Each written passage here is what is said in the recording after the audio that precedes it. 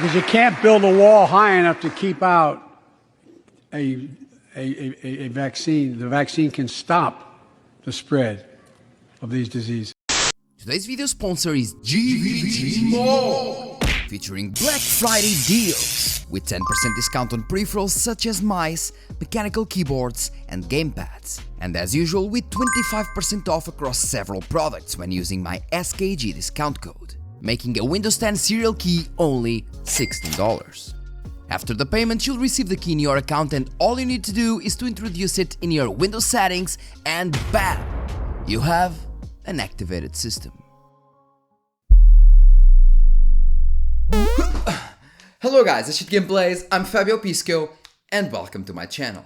As for today's video, we have a CPU comparison, the first one in months actually. The last one was the 5600X versus the 12600K, link in the description as well.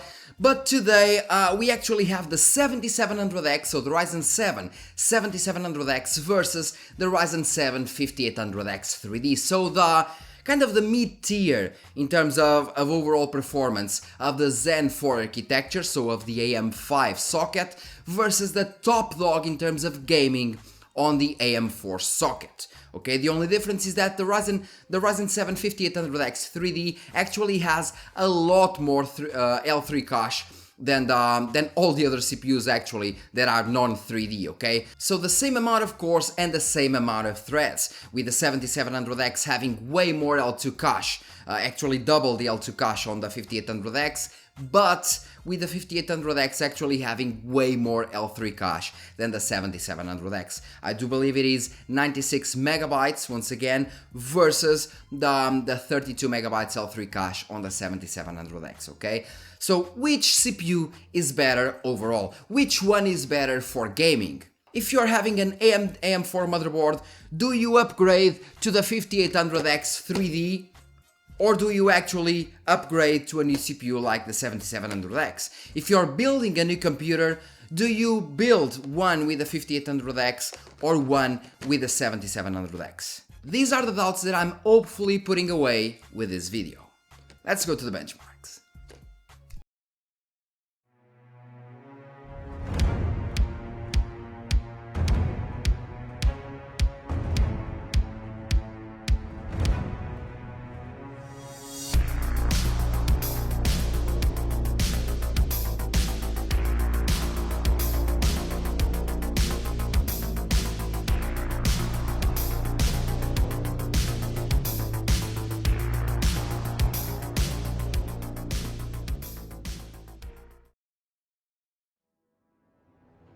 Today's first game is Far Cry 6 using high settings. I'll be only showing the 1080p results, even though I tested at 1440p as well, because with CPUs as powerful as these ones, my RX 6800 would simply bottleneck at 1440p, so we would actually be seeing GPU results instead of the CPU ones. Although I am presenting different RAM combos with the 5800X 3D using 3200 MHz and 3600 MHz, both CL16, and the 7700X using 6000 CL36 and CL32. Far Cry 6 is pretty CPU dependent and memory sensitive, with both CPUs benefiting from tweaked RAM configurations. Overall, the 7700X is slightly faster with a lead of 8 average FPS and 11 FPS in the 1% lows, which is not bad considering how strong the 5800X 3D is in terms of gaming. For a matter of perspective, a normal 5800X would be pushing around 120 average FPS here, with increased L3 cache putting this CPU almost on par with the recently released 7700X. In Horizon Zero Dawn using the high settings preset, both CPUs are so fast that they lead my RX 6800 to a GPU bottleneck at around 203 average FPS, meaning that any of these CPUs could push this game at high settings to over 2000 FPS, which is just insane taking in consideration this is an open world title. And of course, Smart Access Memory did an important job here by pushing the frame rates, but still, these CPUs are just behemoths in terms of gaming in their own socket. Cyberpunk 2077 is a heavily GPU-sided title, and both of these CPUs are pretty capable of running it at over 130 average FPS, leading once again to a GPU bottleneck. I do believe that these CPUs would be able to push even more FPS if needed, and if you're getting a newer GPU like for example the RTX 4000 or the RX 7000 series, you know that these CPUs can definitely push more than 130 FPS if needed. CSGO is one of those titles with a really old game engine and a really annoying community, where a random 12 years old will outmatch you and your $2000 PC with a slightly overclocked toaster.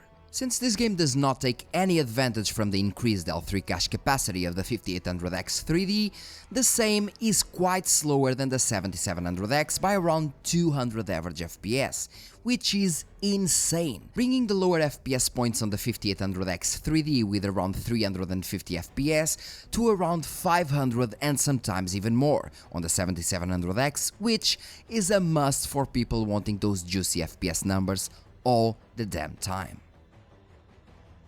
Marvel's Spider-Man it is now using the high settings preset. This is one of the most recent titles that has brought several CPUs to their knees, and at 1080p not even these two CPUs can bottleneck my RX 6800, which once again shows how CPU intensive this game can be. And this is why the 5800X 3D is actually quite faster than the 7700X, even though it is running at 1 GHz less. That's how much difference the L3 cache makes in terms of repeated workloads, with the 7700X getting higher 1% lows once we tweak the memory timings, but still getting lower averages. Civilization 6 is also a pretty CPU-intensive title that does not only care about IPC, but also core count. Since both of these CPUs have the same core count of 8 cores and 16 threads, the results are close, with a slight advantage to the 7700X, although the L3 cache does help here, as the 5800X would be pushing way less frame rates, possibly around the 220 mark. Still, nobody's gonna play a game like this at over 200 FPS, as it just makes no sense at all. Now we have the Riftbreaker using high settings in the CPU benchmark. In this game the 7700X takes the lead with a 15 FPS advantage both on average and 1% lows, with the 5800X 3D still delivering 150, which is still crazy good. Once again, bear in mind that the non-3D version of this chip would perform considerably slower. Overall, amazing results for both CPUs. Hitman 3 is another CPU-heavy title due to all the AI, but most importantly, due to all the destruction physics in the Dartmoor benchmark. Once again, the 7700X outperforms the AM4's top dog by 17 average FPS and 11 FPS in the 1% lows, although the 7700X was only 8 average FPS faster than the 5800X 3D when using DDR5 6000 CL36, and it was only when decreasing the timings to CL32 that it managed to deliver a bigger difference. The 5800X 3D also benefited a bit from the higher frequency RAM, but only in the 1% lows. Now we have Need for Speed Heat, and believe it or not, this is one of the most difficult to run titles that you can find in terms of racing games. This of course if you're aiming for high FPS numbers. Even in this situation using high settings, both the CPUs are still bottlenecked here, with the 7700X being outperformed by the 5800X 3D in almost every situation, being the only exception when using DDR5 6000 CL32 on the 7700X, and even there it had lower 1% lows. Overall, great results for both CPUs here. Rainbow Six Extraction is our final game of today using Vulkan and high settings with 100% render scale. This game usually brings pretty solid results in most scenarios, although in this case the stock 7700X did have lower FPS, and it was outside of the margin of error, which is strange.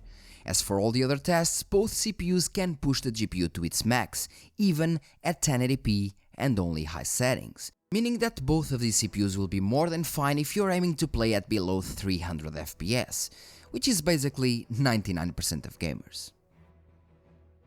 The final tests are the synthetic ones with Cinebench R23, because although the 5800X 3D is very close to the 7700X in terms of gaming performance, when it comes to professional workloads, things actually change. By the way, don't see the 5800X 3D under volts or using the curve optimizer at least, because with my motherboard, any settings that I change will lead to lower overall performance. So that's why. In terms of multi-threading ability, the 7700X completely annihilates the 5800X 3D with 6,000 points more with the same exact core count. Just insane. Meaning that in any professional situation like photo or video editing, rendering, compressing and decompressing, the 7700X will just be massively faster. In terms of temperatures, we do have an interesting scenario. Like I told you before, I simply can't undervolt a CPU without getting considerably lower scores, and that same applies to Curve Optimizer, and that's why you only have one test here. At stock, the 7700X immediately goes up to 94.5 degrees, in multi-threading workloads of course, which is completely fine because they do not throttle at all. And also AMD states that they can work 24/7 at 95 degrees with no issues. But doing a simple undervolting with manual overclock across all cores to just 100 MHz less than the usual boost actually delivers better multi-threading scores than stock, obviously, with way lower temperatures, decreasing 15 degrees in single core and 14 degrees in multi-core, putting it on the 5800X 3D levels but on a weaker air cooling solution. And this is where the 5700X shines, the power draw. These values were measured using WAG-Info64 and are the maximum power draw achieved in all these workloads. The stock 7700X is pushing around 27 watts more than the 5800X 3D in terms of multi-threading, which is actually nothing considering the huge performance increase, but as soon as we tweak it, we actually get similar power draw in terms of multi-core and lower power draw in single core, with 37 watts versus 55 watts on the 5800X 3D. Overall, if we take prices out of the equation, the 7700X is an outstanding product for a mid-ground in between gaming and professional workloads, bringing lower power draw than the previous generation with way better overall performance. Well guys, in terms of the conclusion, well, I must tell you right away that the 5800X 3D is an exceptional CPU part in terms of gaming performance. Not all games do benefit from the 3D cache, from the actual increase in L3 cache. Basically, the 3DV cache just means that the L3 cache is stacked vertically instead of horizontally, okay? So they can put more cache in a tinier space. That's what the 3DV cache actually is. And the difference in L3 cache does a lot of difference in gaming performance because usually games do a lot of repetitive tasks, okay, repetitive calls and so on, and if you have more L3 cache, most of those repetitive calls will be on the L3 cache instead of being interchanged in between the CPU and RAM, okay, and if you have, and of course the L3 cache is way faster than any kind of RAM that we have so far, and that's why the FPS are way higher as well. So repetitive tasks, the ones that can be on the L3 cache will be on the L3 cache, and since the L3 cache is way easier to access and way faster to access, it will bring higher FPS in games. This is a really fast explanation, okay? And that's why the 5800X 3D is an amazing CPU. Now questions. Should you upgrade to the 5800X 3D or not?